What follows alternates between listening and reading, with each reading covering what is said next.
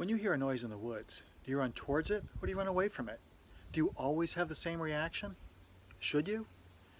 What I want to talk about today is how you should think as a doctor, what you should worry about, and how you think broadly to make sure you don't make mistakes. Because mistakes can get you bitten. They can get you injured. So we're going to talk about what we call differential diagnosis.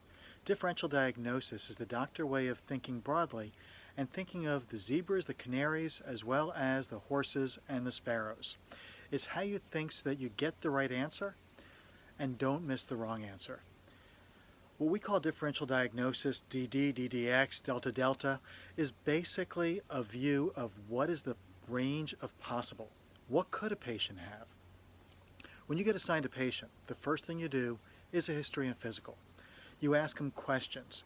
We know that you want to talk about location, quality, quantity, aggravating and leading factors, and associated manifestations. That's a given for every patient. It's a given that every positive is followed up. It's also a given that you may not get the right answer right off the bat, and that you may need to dig deeper.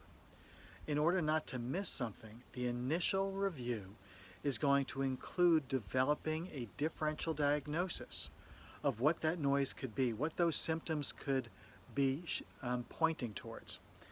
So the differential diagnosis is similar to hearing a noise in the woods and saying, is it a snake or a deer or a squirrel? When do I worry about a snake? When do I protect my feet? When do I run towards it and when do I run away from it? Those are some of the basic concepts you have as a doctor.